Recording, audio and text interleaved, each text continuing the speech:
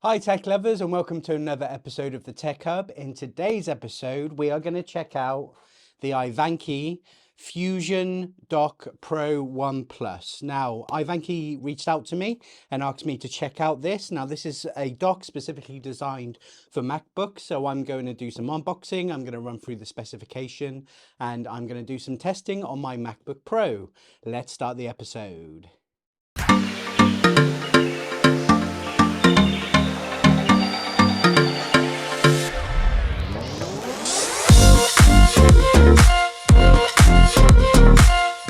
Initial thoughts on this awesome dock. I haven't got that much experience with docks. I did end up getting the CalDigit TS4, which I use for my Mac Mini. I originally had the Mac Studio. At the time I was looking at other options and iVANKY was on the list, particularly their Pro model, which is very similar to this one. The only reason I didn't get it is because the color didn't match, and I also like the power at the back, so it's all tidy away. That was literally the only reason I was this close to getting it. So when iVANKY reached out to me to check it out, I was more than happy to do this. So let's delve in to the specifications before we start the unboxing. Okay, so let's delve into the spec of this iVANKY Fusion Dock Pro 1 Plus. If you're a power user juggling multiple devices or a creative professional looking to supercharge your workspace, this dock might just be your new best friend. So what makes the Fusion Dock Pro 1 Plus stand out? Let's break it down. First up, connectivity, and this is all about connectivity. That is the point of this product. So this dock packs an impressive 14 ports. Here's the lineup. So you get 3 HDMI 2.0 ports for triple 4K at 60Hz displays, perfect for multi-monitor setups. You also get 2 USB-C 3.2 Gen 1 ports, with one supporting 20 watts of power delivery. You get 2 USB-A 3.2 Gen 1 ports for fast data transfers at 5 gigabits and 2 USB-A 2.0 ports for peripherals like your keyboard and your mouse. Plus a gigabit Ethernet port for stable wired networking and an SD micro SD card readers to handle all of your media files for you creative types with memory cards. But that's not all. You also get a 3.5mm audio jack for headphones or a mic. Whether you're editing videos, gaming, or taking calls, this dock has you covered. Now let's talk about the power. So the Fusion Dock Pro 1 Plus supports up to 96 watts charging for your MacBook and 18 watts for other devices. That means you can keep your laptop, phone, and other gadgets powered up without juggling multiple chargers. With a robust 180 watt power adapter included, this dock ensures everything runs smoothly and safely thanks to the built-in overvoltage and short circuit protection. Now, if you're wondering if it works with your Mac, it is specifically designed for MacBooks. This dock is compatible with MacBooks from 2016 and later, including the new M1, M2, M3 and M4 models. Just a heads up though, for those M-chip users, DisplayLink software is required for multiple displays, and you can download that from the iVANKY website, and there's a link to not only the product but their websites in the description below. This dock transfers your MacBook into a full workstation, making it ideal for creators, developers, and anyone serious about productivity. It's sleek, powerful, and super versatile. So I've had this for about a week. I've been holding off in opening it properly, so let's unbox it now. Now, you get a great design box. Now, I assumed that they sell it on Apple's website because obviously Apple have a criteria of how things are boxed that they resell. I couldn't see it on there, but it's very much Apple quality, and I think that just proves that this is specifically for MacBooks. So it's a sturdy box, so let's get it open. And just like it says, designed for Mac OS, so confirmed. Okay, we'll come back to the meat of the product in a second. Okay. Obviously, as Apple reviewers, we all get very spoiled, but the quality of this, obviously you're not going to read the instruction manual, but it's there, it's good quality, it's good paper. Okay. So all the cables, so let's see what we've got. We have that power display as described in the spec. We have the power cable. And of course, the USB-C cable. So everything you need to get up and running is straight in the box, which is great. Now, this is actually, it's a lot smaller and lighter than I expected, which just goes to show they've taken time to think about it. And again, this is very much for MacBooks. So you want something that's portable. Wow, that is great. First impressions, absolutely love the finish on the top. It's a different texture, so it's not just smooth. You've got the logo there. We have all the ports. So power delivery, USB-C 10 gigabits. Your two USB-A's 10 gigabits. You've got the SD card and the micro SD and the headphone jack. Power button here. On the back, power, Ethernet, USB, and 3 HDMI ports. And on the side, that's where you plug in your Mac. Now, I keep on saying MacBook. You can use it with a standard desktop Mac as well. But the whole purpose of this product is with MacBook. So we're just going to test it on my MacBook. So let's get it plugged in and check it out. Okay, so let's get this plugged in and just test it out. So I'm testing it on my MacBook Pro M3. 1 terabyte hard drive, 16 gigabytes of RAM. So it's a very up-to-date one. They have just released the M4s. Now, a quick side note on this. Originally, I had the base model with 8 gigs and 512 gigabytes. However, due to my mad eBay skills, for the cost that I can recoup on selling my base model, I managed to double my RAM and double my storage. I just wanted to brag about it, really. Anyway, here it is. So this is the beefy power adapter. Now, one of the main questions I get asked about docks is there any delay? I certainly haven't seen one from the TS4. I'm not expecting one today, but we're look at that as well. So power just goes in the back here. There is a power button as well. Now, the only thing, I've checked out other reviews about this. The only thing is that you have to remember to press the power button. They've just plugged in the USB-C and like, oh, nothing's working. Just remember to power it on, basically. But it's right there at the front. You can't go wrong, really. So, on, off. That simple. So, let's plug it in.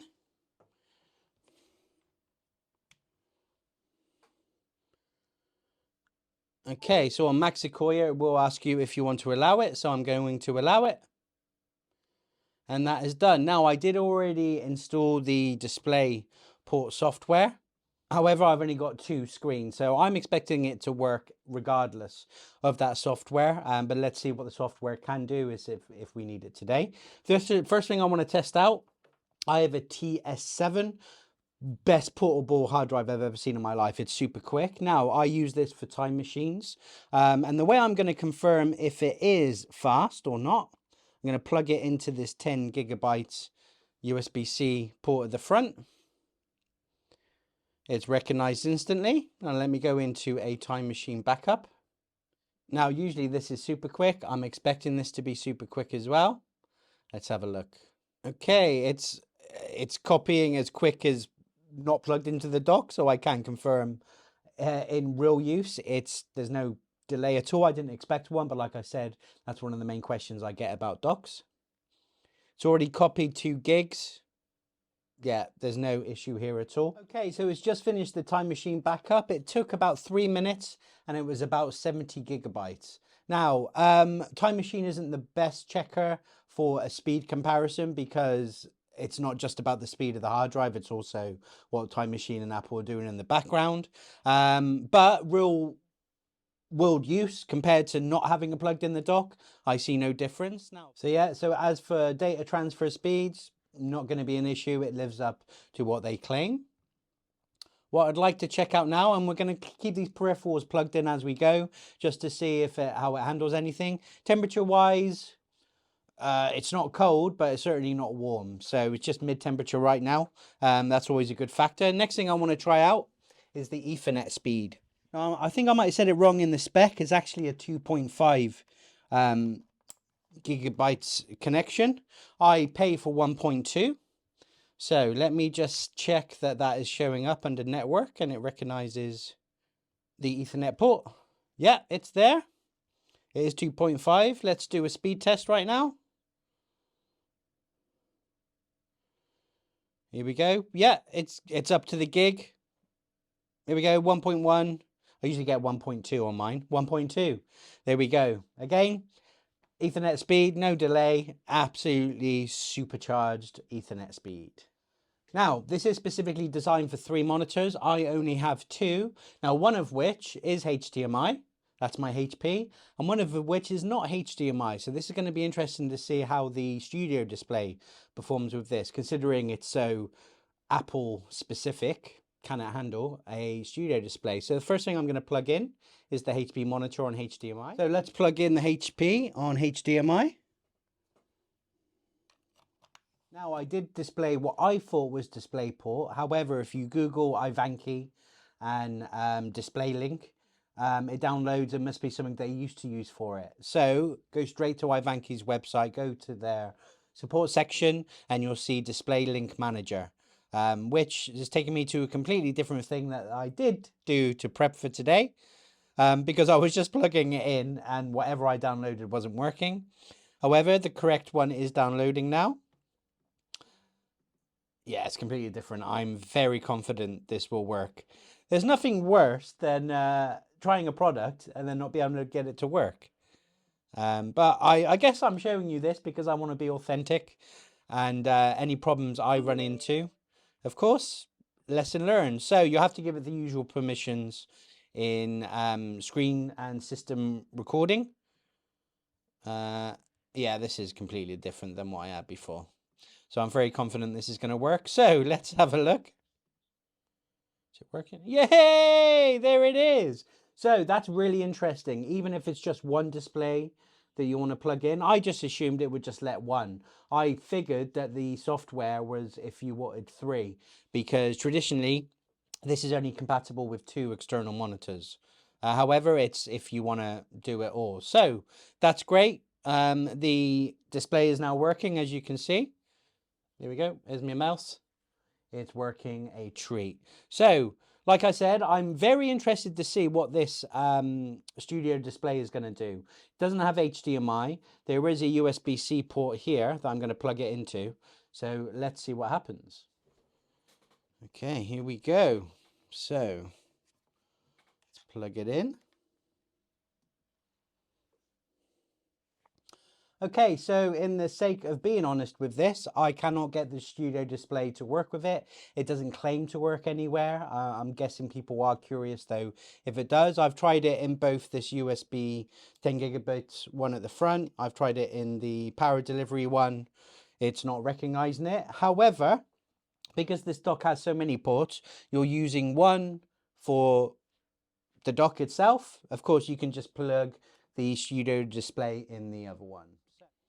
So it might not work directly with the studio display because it doesn't have HDMI. However, it is working absolutely fine with this HP monitor. And actually looking at the settings, if you go into it, you can choose several things. So the HP monitor shows up on a separate line. I'm assuming the more you plug in will show up on there by model number. Now you can change the orientation look. So that's 180, that's 90, that's 270. Good thing is as well, next to each monitor that shows up, there's a flip button. Look, you can turn it off, you can turn it on. So those of you with 3 monitors, all on HDMI, you've got really good customization for each monitor, which is great to know. So that's about it for the testing. It is getting warm now. However, this product is ideal for people that want to increase their I/O and their connectivity for their MacBook. But especially that has HDMI monitors, especially if you've got 3 of them. Now, iVANKY do other ones with different options, so go check out their other options on their website. So I had a blast today reviewing this and testing it out. All I can summarize, so if the iVANKY fusiondock Pro 1 Plus is worth it, if you need a reliable hub to expand your MacBook's capabilities, this is a solid pick. And at £244, now that's today, which is during Black Friday in the UK.